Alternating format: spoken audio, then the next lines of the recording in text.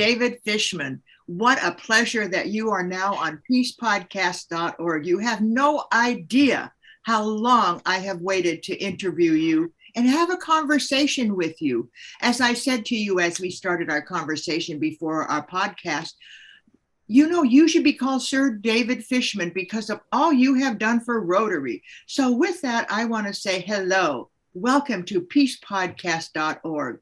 I'm Barbara Gahn-Mueller, and it is my honor to help you understand that you, our viewer, you, David, our interviewed person who's going to talk today about the passion he has for Rotary.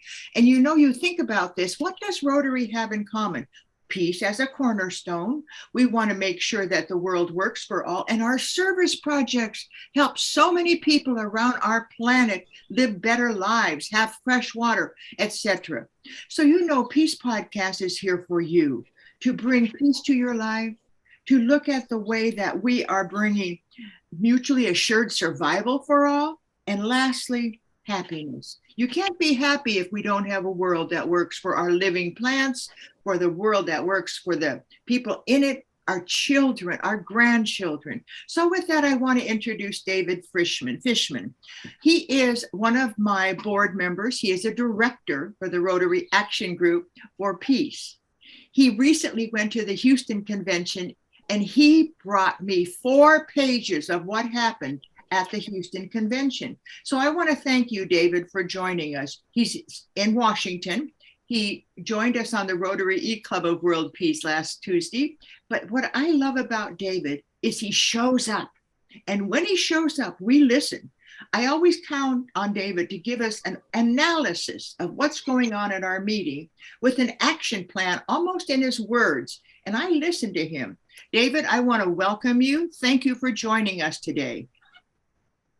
Well, thank you, Barbara. You gave some suggested questions to ask, and let me just say before we start with them, I'm a rather unusual Rotarian. A lot of people get into Rotary through service, and they were in it their whole lives. I met Russian Rotarians in my 60s, and didn't become a Rotarian until my early 70s. When I met Al Jubitz at the Hamburg Convention. And Al is a visionary thinker and actor. And the questions he poses are, you know, how can Rotary build peace better through analysis? And that's what I've found as where I can deliver some value. And unfortunately, I'm facing a cancer situation where my remaining time is rather limited.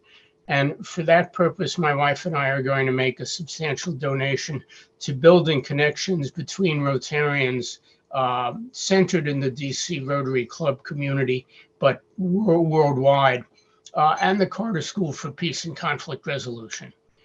The questions we propose to answer are the how-tos that were raised in Houston. I was there virtually, not in person, but it's the same thing. Shekhar Mehta was visionary. He said Rotary should become the implementing partner of choice for a lot of corporate charities.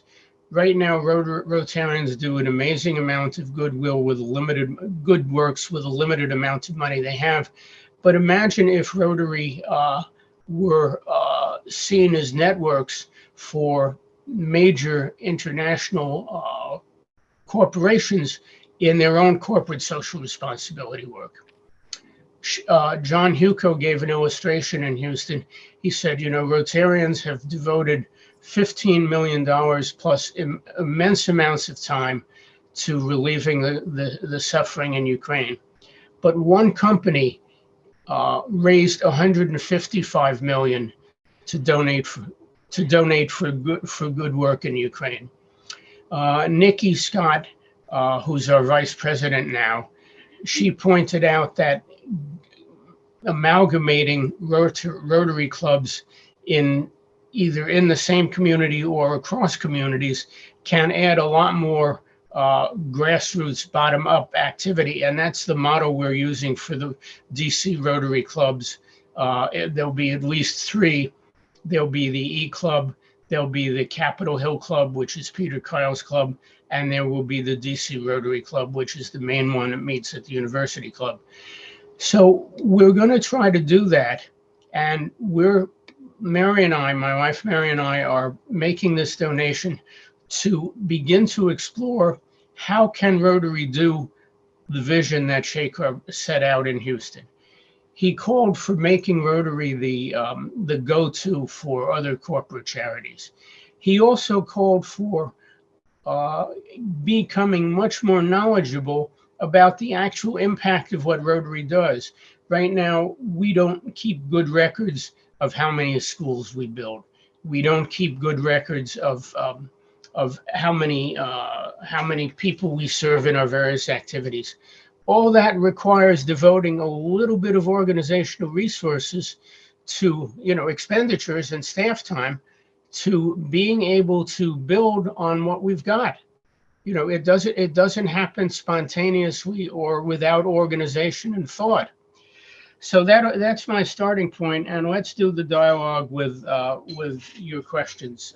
Oh my gosh, I'm just going to give you a big attaboy. I'll tell you something. When you said that today, I said, of course. Do you know my late husband was Robert Mueller, Assistant Secretary General. IBM started out as a very small company. And guess what my husband, who was at the United Nations, said?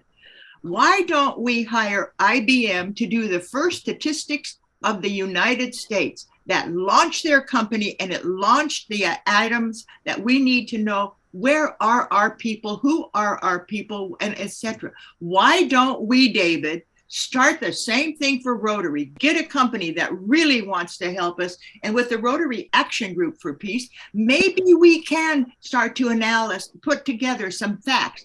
This is how many schools we've built in the last year. This is how many people we've saved from polio. Let's start with the facts, right, David? Yes. Well, actually, that's a good point. I'm glad you mentioned the Rotary Action Group for Peace. The activities involving the Carter School, Mary, get that, please. The activities involving the Carter School and the Rotarians will work as closely as possible with various board members of the Rotary Action Group for Peace to strengthen our organization. Our organization, of course, in my judgment, needs to get back to having a staff. It needs to get back to raising money. It needs to be systematic about actually, not just telling people the advantages of positive peace, but actually building on the accomplishments. There needs to be a conversation about the relationship between positive peace and negative peace. Positive peace is a wonderful set of tools for making sure that conflicts don't flare up again after they've been settled. But when you have so much negative peace dominating the world, as in the situation with Ukraine, it crushes the possibilities for positive peace. So there needs to be an internal conversation within Rotary. We can't just send people off to get trained in the virtues and values of positive peace, unless we're also figuring out ways to stop conflicts before they begin or reduce them once they get started. These are all parts of the picture. And then one other component I will add to this. We're having a session on August 11 where the key people who are trying to get this initiative launched for us are going to be meeting. And hopefully out of that, there would be some conversations with Marty Hellman, who's recently joined the board of the Rotary Foundation. And back a few months ago, Al Jubitz brought me into conversations with senior leadership of the Rotary Foundation. What if there were additional resources for peace building? What would these resources be used for? And hopefully the foundation will soon be more open to putting a small amount of its resources into that kind of effort. Marty, of course, is a very generous donor. She's involved with a new $15 million program for the new Peace Center in Middle East or North Africa. But, it will cost a lot less than $15 million to figure out how to strengthen the intercountry committees, how to strengthen the action groups, how to beef up staff capabilities, and how to engage staff and Rotarians with their areas of expertise to begin to get the kind of data that we talked about a few minutes ago. We shall go forth with this podcast in Rotary. You have outlined from your ears to my heart, the items that I have been passionately looking for so that we can devote our energy in the Rotary Action Group and RI International. David, you have that way about you of identifying what we need to do. I want to mention one thing that really touched my heart. We need a conversation between negative peace and positive peace. A lot of people think negative peace is our protection. Positive peace is just the air and the air we breathe and the luck that we have to be in the US. Negative peace is the reason we have wars, right, David? Well, negative peace is the absence of wars. We have to get to the absence of war, and that's negative peace. Positive peace, or once you've got a conflict settled, how do you build the capacity of the sides to the conflict to make sure that it doesn't recur? But it probably shouldn't be called negative peace. It probably should be just called peace, because the idea of pinning a label that it's negative, suggests that positive peace is in some ways superior. It is. It's essential to build on the advantages of having a conflict settled, but it wouldn't be negative peace to stop the war in Ukraine. It would be peace. Wow. It should be peace, David. I think you have just brought a new definition to negative positive equals peace, peace, peace, peace. That's what we want, right, David? We want world peace. All right. Let me add another component to this. Please. There are others out there who are working on this. Larry Cooley, who also gave the keynote introduction to the concluding session where Shekhar and General Secretary Hugo and Nikki and others spoke. Larry is the co-director with Jonathan Lind of the Johannes Lind of the World Bank of programs of scale. And programs of scale is an idea of making things more impactful, rather than just building one school or one well, having more impact on a community and bringing more resources to bear to that community. His group, the Scaling Community, is about to launch its own major initiative with their own resources. Who they are, there are about 400 organizations, 2,500 members. They include all the development banks. They include the various contractors who implement programs for USAID and others.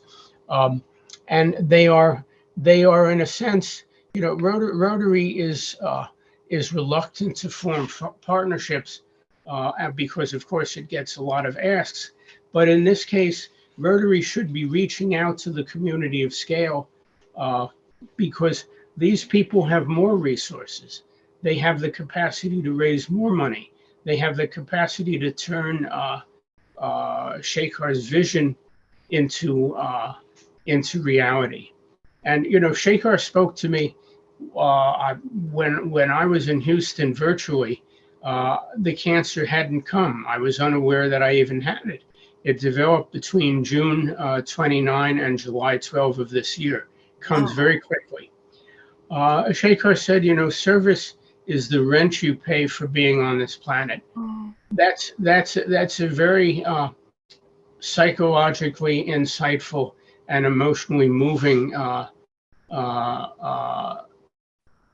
statement, which has really come home to me, which is why Mary and I want to do what we can in a limited fashion to make our seed money grant for this Rotary Charter School partnership. But we hope that lots of other people will join.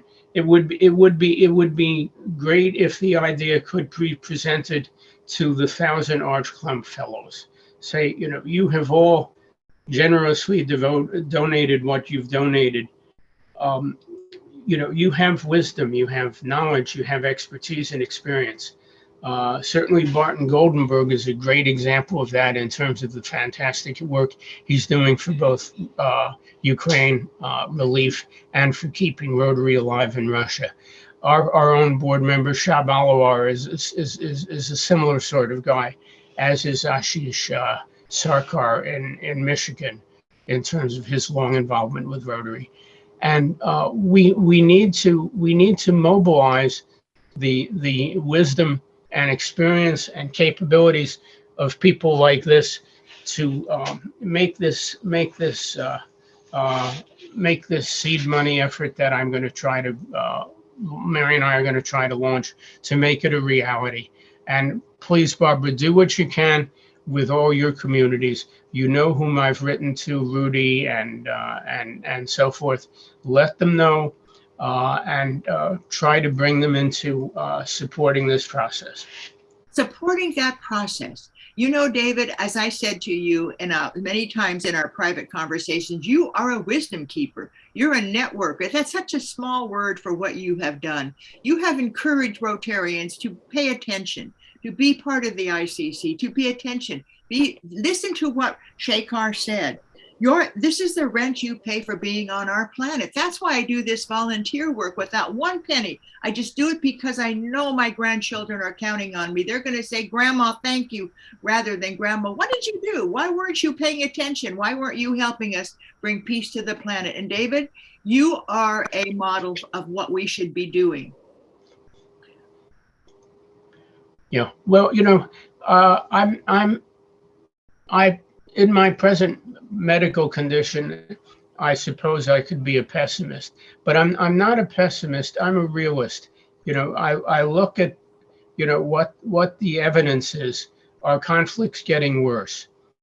Is the environment getting more complicated? Which means we have to step out of our comfort zones. We have to think, okay, it's not enough to just do global grants. We need to figure out how to strengthen Rotary's capacity to do more global grants, to partner with new and other people. So please take this message to Rotary leadership. You will be sent to the Rotary leadership. You will be sent around the world, David. You will be on YouTube. I want everybody listening today to make a donation to Rotary in honor of David Fishman's wonderful donation. I know how much it is. It's magnificent. It's a beginning, a way for Shekhar's beautiful idea that we will motivate others to give to Rotary, because Rotary is one of the top nonprofits. Did you know that, David? If you look at who to give to?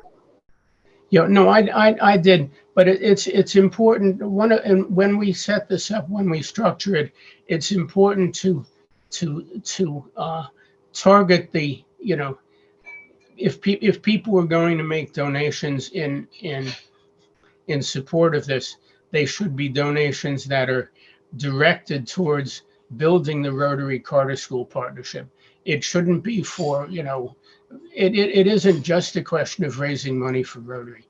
It's a question of raising consciousness within Rotary so that Rotary will have more, you can either raise money while you're, I'll give an example from Hamburg. That Rotary was selling water bottles, and it was a very hot environment. It was unusually warm. It put a lot of friction in the gear. By the second or third day, they realized, okay, rather than sell them, put them out with a donation bin. They probably got just as much money, but take the longer view, not the immediate view. That it's not a question of This is something my wife has found off-putting by Rotary. It's constantly donate. That's true, but you get more if you build the capacity for finding new donors than if you just, emphasize people making donations.